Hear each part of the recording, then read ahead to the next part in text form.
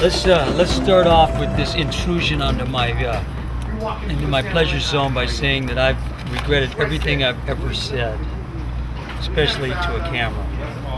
So from there we can go on from there. I guess it was my idea to suggest that Norton start performing with Banyan. I had met Norton in maybe, it's unclear at this point, but probably around 1980, 1981. He was performing in a group called Panic with a percussionist named Zam and an electric saxophone player named Snake Pit.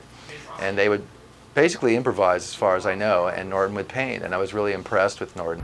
It started when Nels and I met in a dyke biker bar called the Tourist Tavern down on Abbot Kennedy in Venice, and it was I was painting basically sexual acts among people, the Dick Tracy crowd, and it was, well, we never had an audience.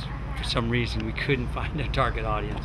I thought it was bar mitzvahs. I took my act out on the road, and that didn't work. When I had my concert series at the Alligator Lounge for a few years in Santa Monica on Monday nights, I would invite Norton to come down sometimes and do his thing, and we even had Snake Pit come down and play with my old trio, and Norton would paint.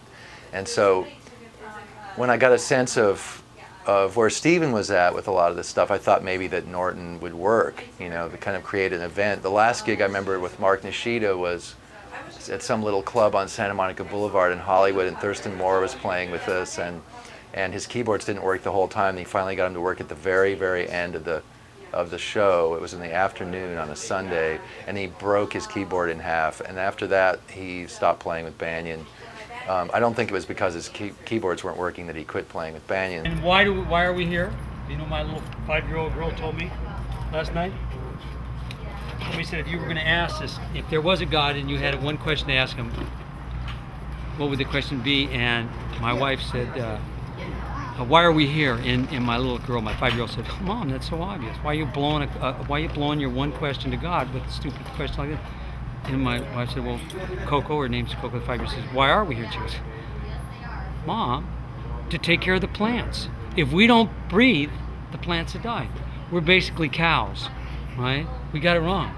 We do this whole thing, man. We become artists and musicians and statesmen, and we try to stop wars and stuff. But basically, we're here just to breathe, make sure that plants get O2.